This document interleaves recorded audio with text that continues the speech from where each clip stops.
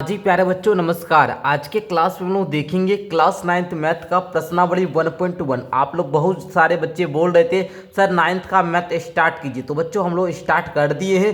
आइए बच्चों first question देखिएगा। फर्स्ट क्वेश्चन बच्चों कह रहा है क्या शून्य एक परिमेय संख्या है? क्या इसे आप पी बाई क्यू के रूप में लिख सकते हैं जहां पी और क्यू पूर्णांक है और क्यू बराबर में जीरो नहीं होना चाहिए। ठीक है, क्यू बराबर में जीरो नहीं है। तो बच्चों आप लोग क्लास 8वीं में फर्स्ट चैप्टर परिमेय संख्या वहाँ पढ़े थे, तो आपको परिमेय संख्या की परिभाषा से आप लोग भली भांति परिचित हैं। आगे बच्चों फर्स्ट क्वेश्चन को आपको किस प्रकार से उत्तर लिखना है, किस प्रकार से सॉल्व करना है, इसको हम आपको सिखाते हैं। तो बच्चों आप लोग लिखिएगा हाँ बिल्कुल सर हमको पता है। लिखिएगा हाँ, क्या शून्य एक परिमेय संख्या है? तो बिल्कुल हाँ, शून्य जो है सर वो एक परिमेय संख्या है। हाँ, शून्य शून्य एक परिमेय संख्या है। शून्य एक परिमेय संख्या है। ठीक है बाबू, क्यों भाई? अब हम प्रूफ इसको करेंगे। बच्चों आपको मैं परिमेय संख्या की डिफिनेशन में क्लास 8 में पढ़ाया था, परिभाषा बताया था कि वो ऐसी संख्या जिसे पी बाई क्यू के रूप में लिखा जा सके जहां पी और क्यू पूर्णांक होना चाहिए। पी और क्यू क्या होना चाहिए?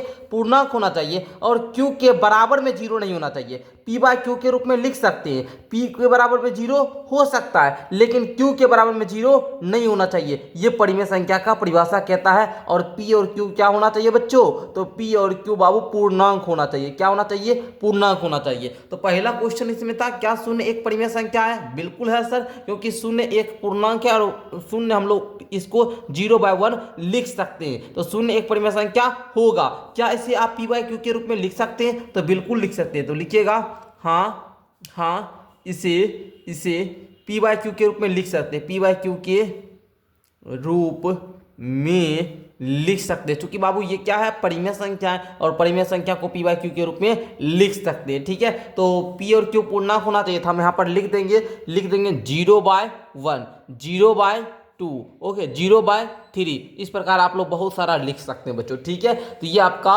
परिमेय संख्या हो गया। यहाँ पर देखिए p बराबर 0 है बच्चों, q बराबर 0 नहीं है। 0 भी पूर्णांक है और 1 भी पूर्णांक है। बोला ना p और q पूर्णांक होना चाहिए, तो 0 क्या है जी? पूर्णांक है। 1 भी क्या है? पूर्णांक है। तो आप लोगों का जो फर्स्ट क्वेश्चन था वो इस प्रकार प्यारे बच्चों क्लियर होता है। आगे बच्चों सेकंड क्वेश्चन को आप लोग देखेंगे। सेकंड क्वेश्चन आप लोगों का कह रहा है बाबू कि 3 और 4 के बीच 6 परिमेय संख्या बताए। देखिए बच्चों आपको पता है जब भी दो संख्या के बीच में परिमेय संख्या ज्ञात करना हो तो सबसे पहले देखिए कितना परिमेय संख्या बोल रहा है? 6। जब 6 परिमेय संख्या बोलेगा उससे एक ज्यादा, ठीक है, जैसे 3 है बाबू, पहले 3 लिखिएगा।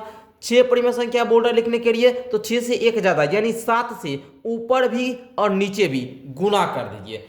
7 से ऊपर भी नीचे भी गुना कर दीजिए। ठीक है, अब गुना कीजिए, सत्या क्या होगा बाबू? 21 होगा, और 7 एकम बाबू 7 होगा। उसी प्रकार ये 4 है, इस 4 को भी लिख लीजिए। इसमें भी 7 से ऊपर भी नीचे भी गुना कर दीजिए। देखिए यहाँ पर 7 चौका 28 अपॉन 7। अब बच्चों देखिए ये आपका 21/7 है, ये आपका 28/7 है। अब इस दोनों के बीच आप 6 परिमेय संख्या लिख सकते हैं। बिल्कुल लिख सकते हैं सर। क्या हो जाएगा?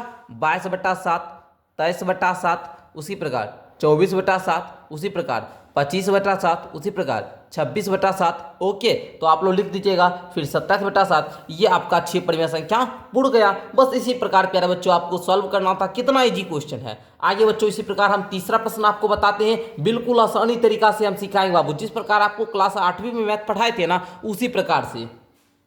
तो बच्चों आप लोगों को मेरे, अगर आप लोग हमसे पहले पढ़े थे तो आपको पता होगा बाबू कि हम क्लास 8 में भी आप लोगों को 499 रुपया में एक साल सभी विषय पढ़ाए थे। इस बार भी प्यारे बच्चों क्लास 9th में हम आपको 499 रुपया में एक साल सारा विषय पढ़ाने जा रहे हैं। ये बैच आपका लॉन्चिंग हो चुका है। आप लोग बैच में एडमिशन ले लीजिए। बैच में जुड़ने के लिए नीचे डिस्क्रिप्शन बॉक्स से मेरा एप्लीकेशन डाउनलोड कीजिए, या फिर आप लोग 62 069 57 681 पर व्हाट्सअप मैसेज करके आप लोग कोर्स ज्वाइन कर सकते हैं बच्चों। ठीक है, चलिए बच्चों देखिएगा 3/5 और 4/5 के बीच 6 परिमेय संख्या, इसमें भी आपको बताना है। तो बाबू वही काम कीजिएगा। 6 परिमेय संख्या बोल रहा है तो 6 से एक ज्यादा। क्वेश्चन में तो बाबू आपका 5 ही परिमेय संख्या, तो क्वेश्चन थोड़ा सा हम ठीक कर लेते हैं। यहाँ पर 6 परिमेय संख्या लिखा गया, यहाँ पर 5 ही होगा। ठीक है, तो 5 परिमेय संख्या ज्ञात करना है। तो बाबू आप क्या कीजिएगा, 5 परिमेय संख्या बोल रहा है तो 5 से एक ज़्यादा यानी 6 से ऊपर अंश में भी और नीचे हर में भी गुना कर लेना है। यानी 3/5 में ऊपर भी 6 से गुना करिएगा और नीचे भी आप लोग 6 से गुना कर लीजिएगा। अब देखिए 6 तिया बाबू क्या होगा 18 और 6 5 क्या होगा 30 होगा। उसी प्रकार दूसरी परिमेय संख्या लिखिए यहाँ पर 4/5, इसमें भी ऊपर भी 6 से गुना कीजिए और नीचे भी 6 से गुना कीजिए बाबू, ठीक है। इस प्रकार से आप लोग कर लीजिए। तो 6 चौका 24 हुआ और 6 5 30 हुआ। अब बच्चों ये 18/30 और 24/30 इस दोनों परिमेय संख्या के बीच जो परिमेय संख्या आता है वो सब लिख दीजिए। लिखिएगा बच्चों आप लोग 19/30, 20/30, उसी प्रकार 21/30, 22/30, 23/30। ओके, देखिए प्यारे बच्चों आपका 5 परिमेय संख्या बोल रहा था, 5 परिमेय संख्या आप लोग ला दिए, ठीक है। तो बच्चों आप लोगों को ये पता चला कि जब भी हमको दो परिमेय संख्या के बीच की परिमेय संख्या पूछेगा तो हम क्या करेंगे बच्चों, जितना परिमेय संख्या पूछेगा उससे एक ज़्यादा से अंश में भी हर में भी आप लोग गुना कर दीजिएगा। ध्यान रखिएगा कि आपका जो परिमेय संख्या होना चाहिए उसका हर जो होगा वो सेम होगा, तब इस कंडीशन में आपको ये काम करना है। चलिए आगे बढ़ते हैं हम लोग। अगला प्रश्न है बाबू आपका 4 नंबर, नीचे दिए गए कथन सत्य हैं अथवा सत्य, कारण के साथ आपको उत्तर बताना है।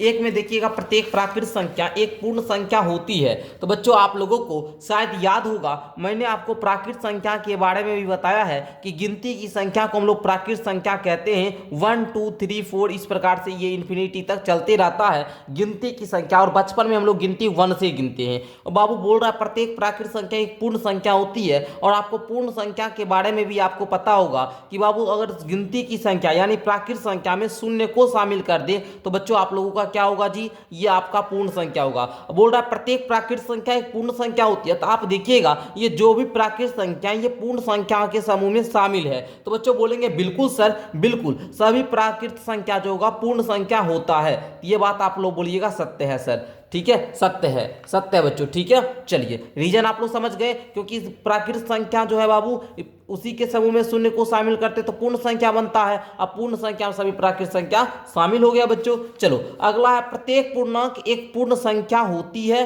आप बोलोगे नहीं, आप क्या बोलोगे बच्चों, असत्य हो जाएगा। दूसरा जो आपका है बाबू ये आपका असत्य हो जाएगा। आप हमको पूछिए सर क्यों असत्य हो जाएगा, प्रत्येक पूर्णांक एक पूर्ण संख्या होती है, ये क्यों असत्य है। तो बच्चों पूर्णांक जो होता है इसमें आपका धनात्मक संख्या भी आता है, धनात्मक संख्या भी आता है, और आपका इसमें प्यारे बच्चों ऋणात्मक संख्या भी आता है। इसमें प्यारे बच्चों आप लोगों का ऋणात्मक संख्या भी होती है तथा इसमें शून्य भी शामिल होता है। बच्चों धनात्मक संख्या आपका 1 2 3 4 जो इन्फिनिटी चलते रहेगा, ऋणात्मक आपका -1 -2 -3 शून्य। और आप लोग जानते हैं बच्चों पूर्ण संख्या में ये शून्य होता है, धनात्मक होता है, लेकिन ऋणात्मक संख्या नहीं होती है। बच्चों यहाँ पर बोल रहा है प्रत्येक पूर्णांक एक पूर्ण संख्या होती है, तो नहीं होगा, क्योंकि सर पूर्णांक में ऋणात्मक संख्या होती है लेकिन पूर्ण संख्या में ऋणात्मक संख्या नहीं होता है। समझ गए। आगे है प्रत्येक परिमेय संख्या एक पूर्ण संख्या होती है। नहीं सर, प्रत्येक परिमेय संख्या पूर्ण संख्या नहीं होगी, क्योंकि बाबू आपको पता होगा प्रत्येक पूर्णांक भी परिमेय संख्या होता है लेकिन सारी पूर्णांक पूर्ण संख्या नहीं होती है। ये बात भी आपका तीसरा वाला जो है बाबू ये क्या हो जाएगा जी, असत्य हो जाएगा, असत्य हो जाएगा। बच्चों आइए हम आपको एक बार थोड़ा सा और हम आपको बताना चाहेंगे बाबू, सभी प्राकृत संख्या जो होगा, सभी प्राकृत संख्या ये पूर्ण संख्या होगा, ठीक है। सभी प्राकृत संख्या पूर्ण संख्या होगा, सभी पूर्ण संख्या आपका पूर्णांक संख्या होगा, ठीक है। सभी पूर्णांक संख्या पूर्णांक संख्या होगा, सभी पूर्णांक संख्या आप लोगों का परिमेय संख्या होगा, ठीक है। सभी पूर्णांक संख्या आपका परिमेय संख्या होगा, लेकिन सभी परिमेय संख्या पूर्णांक संख्या नहीं होगा, सभी पूर्णांक संख्या पूर्ण संख्या नहीं होगा, सभी पूर्ण संख्या प्राकृत संख्या नहीं होगा। इस बात को ध्यान रखिएगा। आई होप कि इस प्रकार आज के क्लास में आप लोगों का प्रश्नावली 1.1 क्लियर हो गया होगा। अच्छा लगा क्लास को लाइक कर लीजिएगा, चैनल को भी सब्सक्राइब कर लीजिएगा। मिलते हैं अगली क्लास के साथ, तब तक के लिए बहुत बहुत धन्यवाद। इसी प्रकार प्यारे बच्चों आपको नेक्स्ट क्लास कब चाहिए नीचे कॉमेंट कीजिएगा। मिलते हैं अगली क्लास के साथ, तब तक के लिए धन्यवाद।